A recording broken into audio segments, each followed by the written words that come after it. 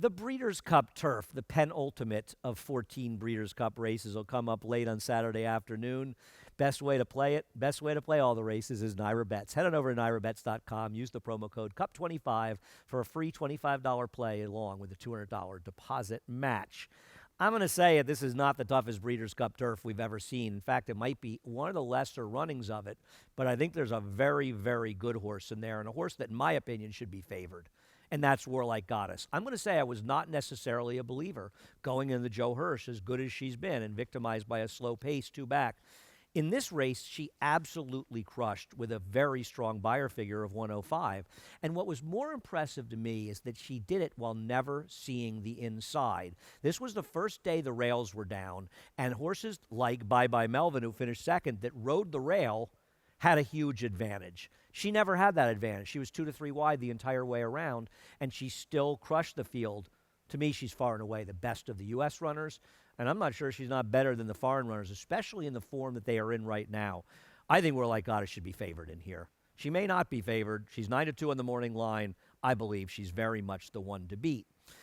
Taking a look at a Euro coming over here is Broome, and Broome finished second this race last year to Yabir. Now, Yabir turned out to not be that impressive in his subsequent races as a 4-year-old. Not bad, but not as good as this one. And this may have been a slightly tougher Breeders' Cup Turf than the one this year, but I don't know if it was really that tough all around, and Broome ran well. And Broome didn't run badly up in the Sword Dancer at Saratoga. It didn't really break, but did he really run that much better than Soldier Rising, who finished third? And would you like Soldier Rising in here? And Broome has been really pretty bad in his next two starts, the Irish Champions and the Prix de l'Arc de Triomphe. So, well, he didn't run that badly in the Arc. I don't really like Broome in here. I like the fact that Irad's riding him, but I'm not a big fan of Broome. Nation's Pride. Actually, Mishrif. Let's talk about Mishrif next. I think Mishrif is the best of the Euros on his best day coming here. And here he is, I want to say, finishing second in the Coral Eclipse. And this was much earlier this year. Now, he lost to Vedini. And Vedini was second in the Arc, and Vedini is very, very good. And this Mishrif would be extremely tough in here. But a couple of things about Mishrif. I know sometimes the Euros can go a little longer over here, but I'm not sure he's at his best at 1.5 miles, and he has won at the distance, but his better races are probably more like 1.25 miles. But also, he's not coming in this race in particularly good form after his Arc, but he ran well enough in the Irish Champion, finishing fourth, that I don't think he's completely finished, and if John Gosden saw fit to bring him over here, I'm going to use Mishrif. I think he's a little bit dangerous in here. He's good enough. I'm just not sure that his form is very, very good. Now we'll talk about Nation's Pride as we talk about two horses for Charlie Appleby and Godolphin. I do not understand the hubbub about Nation's Pride. Yes, I know he won by 6 lengths, but he beat horses that were just dramatically over their heads. And maybe even the second best of them, Daunt, didn't get the best of trips and did come back and win. I know people say, well, Yabir won this Jockey Club Derby last year, and he won the Breeders' Cup, and Charlie Appleby never loses, and William Buick chose to ride him. All of those are true, and maybe that'll transfer to a victory. But it doesn't look like a 7-2 shot to me, and he's going to be in the 3-1, 7-2 range. He looks like about an 8-1 shot because I simply don't think he's ever run well enough to win this race. So to me, you want a better price on him. I don't think he represents value. I don't think he's impossible. I just don't think he's going to be good value, and I want to use other horses in here. Let's take a look at Rebel Romance's stablemate, the number 5 here. James Doyle's riding this one. He is 4 for 4 on the turf. They never ran him on the turf until his 4-year-old season. And while he started out at Newmarket, he ran his next 3 races over in Germany where the fields aren't as strong. And if they really thought he was a top runner, wouldn't they have run him over in those much bigger, more prestigious, bigger purse races over in Europe somewhere or other parts of Europe?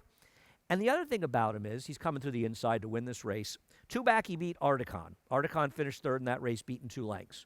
I bet Articon against Nation's Pride last time at Aqueduct, or Belmont at the Big A, in the Jockey Club Derby, and Articon was awful. He didn't get a good ride, but he just didn't run a step. So I don't know how good the horses he's running against are. Now listen, maybe he's not facing that tough a field here, and maybe he'll get it done. Maybe it also shows that Nation's Pride is just the better of the 2 horses. Whatever the case, both of these Charlie Appleby Godolphin horses are going to take money, and I understand. He keeps winning these races. Will he have a regression of the mean? I'm once again hoping for it, and I don't think either one of his runners in here are really that strong. In fact, I think there are American horses that might be as good. I am a big fan of Highland Chief, and I spent a long time trying to make a case for him to win this race. But Highland Chief's going to have to get the same trip he got here. Man, John Velasquez, he is riding as well right now as he has ever ridden. And what a ride and trip he gave this horse, coming through down the inside, beating Channelmaker. Our old friend Channelmaker is running in this race for, I think he's running every single Breeders' Cup turf we've ever run, going back to 1984 at Hollywood. Maybe that was before he came back as Channelmaker. He's been terrific. He's just not good enough to win this race, and I love these horses and love seeing them run. And I think Highland Chief has the race in him. He ran well to win our Man of War at up at Belmont back in the spring. I just don't know if they're good enough. I'll tell you something. The Del Mar Handicap has a couple of horses coming in from California, and Masterpiece and Gold Phoenix, both of whom are probably not fast enough on paper. But Masterpiece has run fast enough figs. And in this race, the Del Mar, Gold Phoenix got the best of Masterpiece. But Masterpiece has had the faster, more consistent races. So overall, I prefer him. And I kind of wanted to throw one of these two horses in here because I just don't know really how good this field is. And while I think Warlike Goddess is going to take a lot of beating, I'm going to sort of take a stand and bet against the Godolphin horses. After the race, I'll probably be thinking to myself, you're an idiot. The Godolphin horses never lose over in America. Just keep betting them, but I'm not. And I'm taking the number 2 Warlike Goddess, who I really like in here, over the 11 Mishrif, with the number 8 Masterpiece, 3rd, and the number 7 Nation Pride, 4th, just to show you I'm not completely crazy leaving them out. But I think he and his stablemate, Rebels Romance, will be underlays in the Breeders' Cup turf. Will it be the race mare Warlike Goddess? I think it will be. You'll be playing it through NYRA Head on over to NYRABets.com if you're not a member. Use the promo code CUP25 for that $200 deposit match and a free $25 play.